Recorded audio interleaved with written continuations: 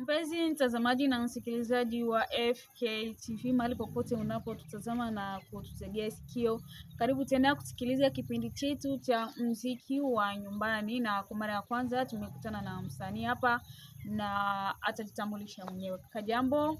Jambo. Unaweza ukajitambulisha? Mimi kwa majina naitwa Golden Voice. Golden Voice. Na tunasikia kwamba wewe ni mwanamuziki wa hapa tarafani Rufiji. Je, una lipi la kutuambia? Mimi nafanya muziki hapa Fizi, hiyo ni kweli.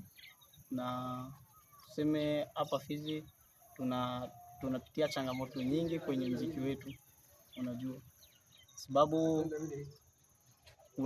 kuna mambo mengi sana ambayo tunapitia kwa wao walinda noti hao.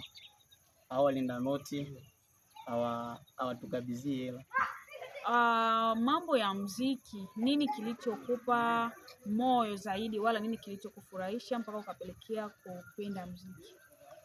Mimi muziki niseme tu nilizaliwa tu kwa kupenda, sababu kwanza muziki jinsi tu nilivyoanza kugua tangu utotoni mwangu, nilianza penda muziki, nikaanza fuatilia wasanii wenzangu, kuwafuatilia, ikatokea mpaka mimi kupenda muziki, alafu hapo hivyo nikaanza imba. Tangu anze muziki na hadi sasa una album ngapi ambazo umeshawahi kuzitoa na zikakubalika?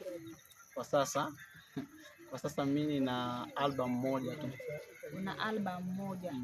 Ya kupitia hiyo albamu yako unaweza ukapatia wasikilizaji na watazamaji wetu akapela moja ili tupate kusikia mawili matatu kutoka kwako. Poa. Umeniteka mateka, kwako sina cha kusema, kwenye moyo umezama. Mimi nikikutazama, mimi nakumbuka mapema mwanzo tulipokutana. Mimi nilisema nakupenda, na wewe ukasema unanipenda. Penzi la wawili likanoga, na mimi nikajona mimi napendwa. Kumbuli nipenda mapenzi ya damu na yale ya kudanganyana. Sasoni na Delila, nywele kutoa na kisa tu pesa bwana. Nini kimekufanya wewe unicharukie? Kama ninakosa basi uniambie, niliweke akilini nisirudilie. Baby sorry nielewe, ni oboche changara ya wataka ube mwana watata. Na hivi kipi kitafuata ukinizima data, pumzi yangu kikata? Umenifanya tena ngaya mapenzi niyachukie, mimi na siwezi penda tena mambo ya mapenzi niyasikie. Asante sana. Tumesikiliza kabisa, mambo si mabaya, tumeona mambo ni mazuri. Sasa kutokana na safari yako ya muziki, umesema umeshapitia changamoto nyingi. Kama changamoto gani ambayo umeshawahi kupitia kwenye safari yako ya muziki?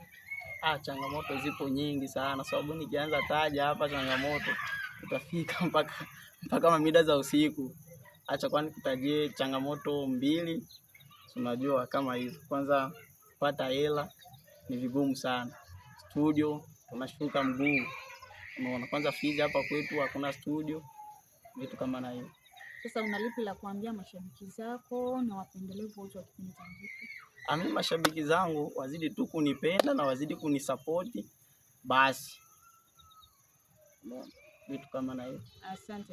Asante sana mpenzi wa FKTV. Hapa ndipo tunaweka nukta kabisa kwenye kipindi chetu cha hii siku. Naomba tena tukutane mida kama na hii. Shukrani.